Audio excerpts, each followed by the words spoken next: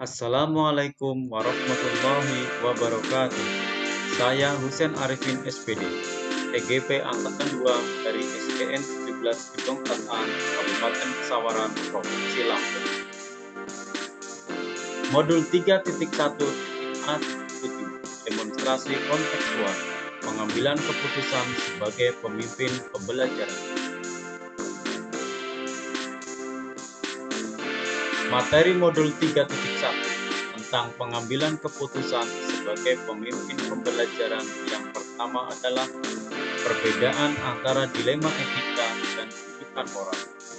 Dilema etika merupakan situasi yang terjadi ketika seseorang harus memilih antara dua pilihan, di mana kedua pilihan secara moral benar tetapi bertentangan. Rujukan moral merupakan situasi yang terjadi ketika seseorang harus membuat keputusan antara benar atau salah. 4 paradigma dilema etika. Individu lawan masyarakat. Rasa keadilan lawan rasa kasihan. Kebenaran lawan kesetiaan. Jangka pendek lawan jangka panjang. 3 prinsip pengambilan keputusan. Berpikir berbasis hasil akhir. Berpikir berbasis peraturan. Berpikir berbasis rasa peduli. 9 konsep pengambilan dan pengujian keputusan.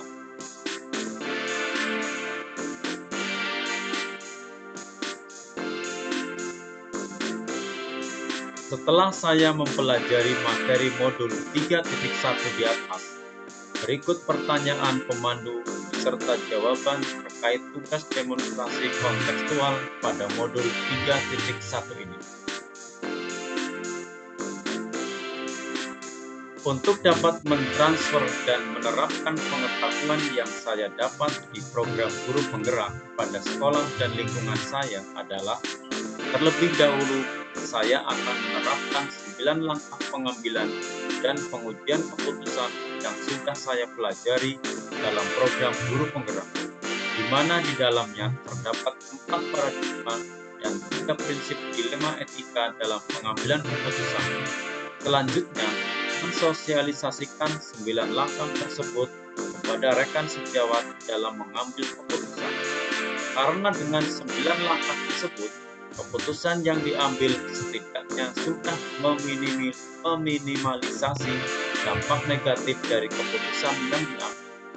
Mensosialisasikan pengetahuan yang saya dapatkan dalam program guru penggerak melalui berdiskusi atau berbincang-bincang hangat melalui media sosial, baik itu melalui blog, YouTube, dan sebagainya. Langkah awal yang akan saya lakukan untuk memulai mengambil keputusan berdasarkan pemimpin pembelajaran adalah menganalisis kasus tersebut, apakah dilema etika atau rujukan moral. Selanjutnya, ketika kasus tersebut merupakan dilema etika, maka untuk mengambil keputusan, saya akan menerapkan 9 langkah pengambilan dan pengujian keputusan yang diantaranya mengenal nilai-nilai yang saling bertentangan dalam situasi ini, menentukan siapa yang terlibat dalam situasi ini, kumpulkan fakta-fakta yang relevan dengan situasi ini, pengujian benar atau salah, pengujian paradigma benar lawan benar, melakukan prinsip resolusi, investigasi opsi trilema, buat keputusan, dan lihat lagi keputusan dan refleksi. Kapan saya akan menerapkan langkah-langkah tersebut? Apakah hari ini, besok, minggu depan, atau hari apa? Saya tidak bisa memastikannya, tetapi langkah-langkah tersebut akan saya terapkan ketika saya menghadapi dilema etika yang memerlukan pengambilan keputusan baik dan efektif serta dapat mengakomodasi kepentingan semua pihak.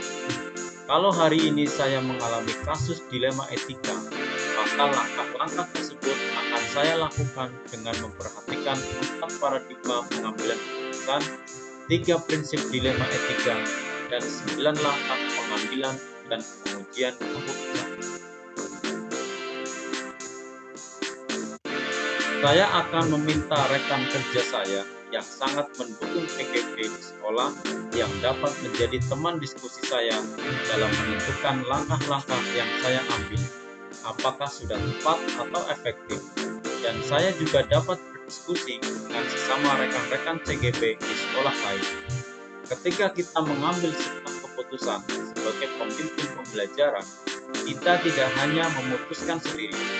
Masukan dari rekan sejawat dapat kita jadikan sebagai pembanding atau menguatkan kembali keputusan yang kita ambil, apakah sudah tepat dan efektif atau belum. Menurut saya, yang menjadi pendamping atau teman diskusi dalam menentukan langkah-langkah pengambilan keputusan sebagai pemimpin pembelajaran adalah kepala sekolah, rekan sejawat, siswa, orang tua siswa atau komite, dan pengawas sekolah pembimbing.